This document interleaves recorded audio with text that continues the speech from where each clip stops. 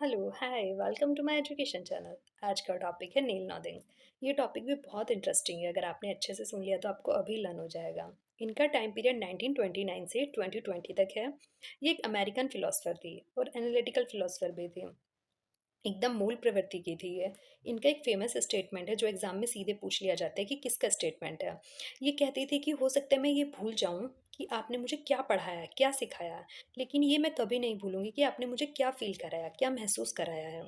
ये अपनी लाइफ में बहुत खुश थी। इनके हस्बैंड भी बहुत अच्छे थे, बहुत केयरिंग थे। ये 10 बच्चों की माँ थी। 5 इनके बायोलॉजिकल थे और 5 इन्होंने गोद लिए थे। 17 साल तक इन्होंने न्यू जर्सी शिक्षा प्रणाली में पढ़ाया है। तो इन्होंने अपने 10 बच्चों से सीखा है कि मेरे उनके ना 10 बच्चे घर में बहुत खुश रहते थे।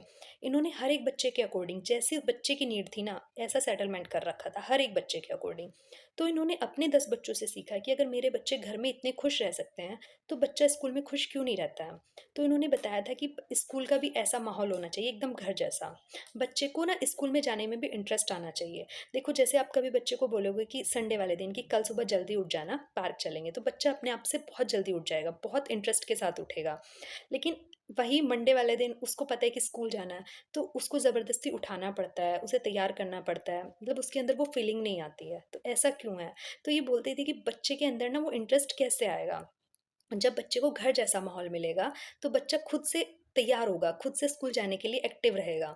तो उसमें इन्होंने बताया कि एक तो टीचर और बच्चे के बीच ना रिलेशन अच्छा होना चाहिए, क्योंकि कई बार कुछ टीचर भी ऐसे होते हैं, बहुत गुस्से वाले होते हैं। बच्चा उनसे कुछ पूछता ही नहीं है कि उनको डर रहता है कि मैंने पूछा तो हो सकता है डाँट दे, मार दे।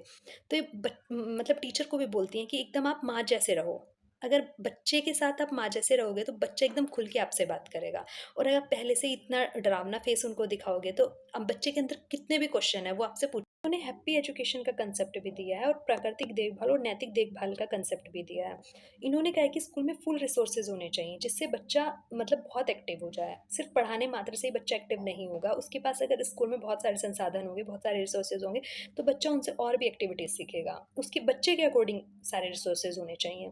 इनकी एक फेमस बुक भी थी, caring and feminine approach to ethics and moral education, जो 1984 में आई। नील नॉदिंग केयर के लिए जानी जाती हैं। इन्होंने केयर के 4 मॉडल भी बताए हैं: मॉडलिंग, डायलॉग, प्रैक्टिस और कन्फर्मेशन। मॉडलिंग में आ जाता है आपका देखभाल करने का तरीका क्या है, आप बच्चे की किस तरह से देखभाल कर रहे हो। डायलॉग मतलब संवाद, आपका चर्चा का माध्यम कैसा है, किस तरीके से आप बात कर रहे हो।